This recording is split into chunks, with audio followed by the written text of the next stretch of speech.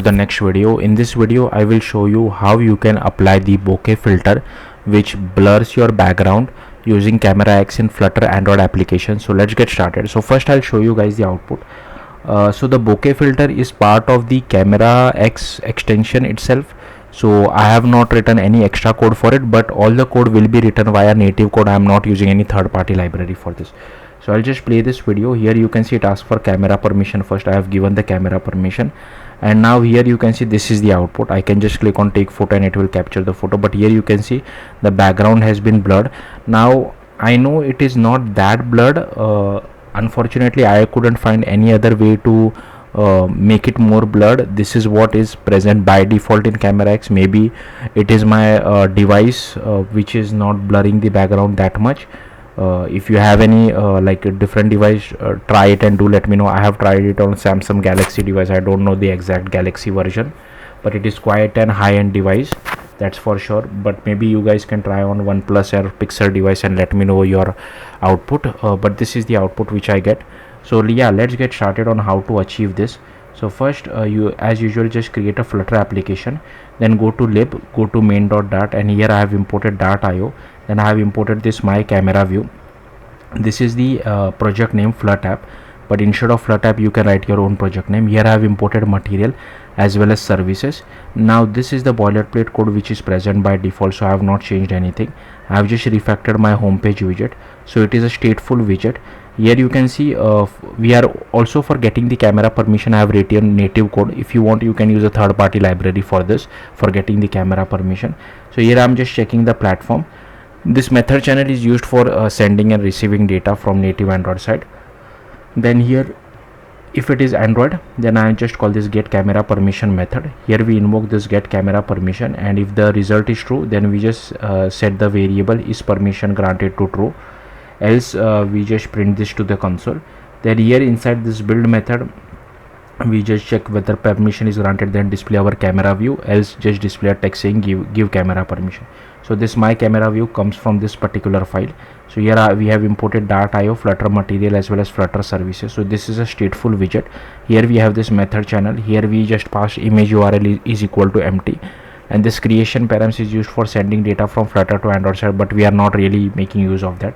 So if platform is Android and image URL is not equal to empty, then we display the image using this image.file widget, else we display the Android view which will display your live camera preview, take photo button and all that. Else for other platform we are just displaying a placeholder, and here we have this callback on platform view created as well. So here with the help of this callback we just do channel.set method call handler passing the handle method, and inside this handle method we have this case called send from native. So here we get the URL of the captured image and we just set it to this particular state variable. Okay, then you need to go to the Android. I'll just close everything. You need to go to this app build.gradle, and inside dependency you need to add CameraX core, camera 2, camera lifecycle, camera view, constraint layout as well as camera extension. So these are the dependencies required. Then go to src main android manifest.xml. here you need to use uses feature of Android hardware camera permission as well as write external storage permission. Then you need to go to main activity. So these are all the imports which you need to do. Now most of this code in main activity is related to the camera permission. So here you can see we are getting the camera permission, and if Android version greater than P we also require the write external storage permission. Then this method gets called once you request the permission. If permission granted then we send true back to Flutter side, else we send back false. This is just a helper method to check whether camera permission is granted or not. Here we override configure Flutter engine. So we just do Flutter engine.platform views creator. So this will help us to display the actual camera preview. So this is a Kotlin file which we have over here. Then here we use method channel, pass the camera permission, and if call.method is equal to camera permission then we do activity compat.request permission, passing the context, required permission as well as request code permission. So yeah, that's all there is to it. Now coming back to this Kotlin file of my camera view factory, again the package name should match whatever you have inside your main activity over here. Rest you can just copy paste it. Now this is boilerplate code which you have to write every single time you want to embed a native Android view inside your Flutter application. So feel free to copy paste all this code which is there. Then here we have another Kotlin file called my camera view. So here we have this my camera view.kt. Again, there are a lot of imports. I'll simply scroll through these imports. Feel free to pause the video and just copy all these imports. Then here we have this image capture, process camera provider, then we have constraint layout, then here we have the viewfinder camera preview view, then we have this button, then we have this method channel, then here we have camera executor service, then here we set the layout params, assign it to our constraint layout, then we set the constraint set as well. Then here is our viewfinder, we add it to our constraint layout and we constrain it to all sides of the screen so that it occupies maximum width and height. And for a button, we constrain it to the bottom of the screen, add to constraint layout, set some text, background color, text color as well. So that's all stuff we have done over here. Then we add a click listener for our button as well, and here we call start camera.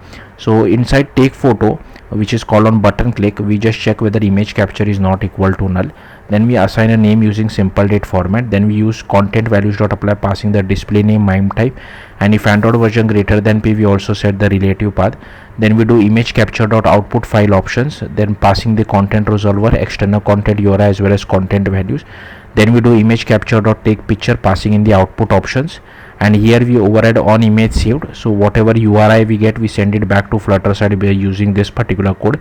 And to get the actual path, I have written a helper method for this as well, which we are using it over here. And we shut down our camera executor as well as unbind our camera provider. Here we override get view, where we return constraint layout. Here we dispose our camera executor.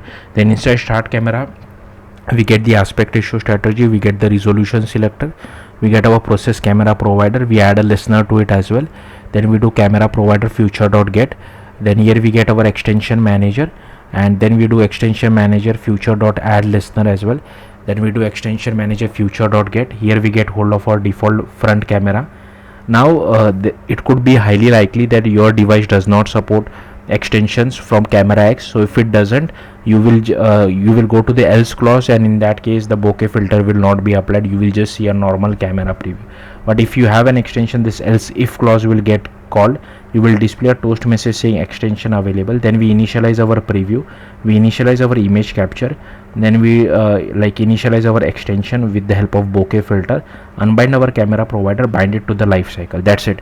In case if your device doesn't support, I display a toast message saying no extension, but the output is more or less the same, but the background is not blurred or the bokeh filter is not applied.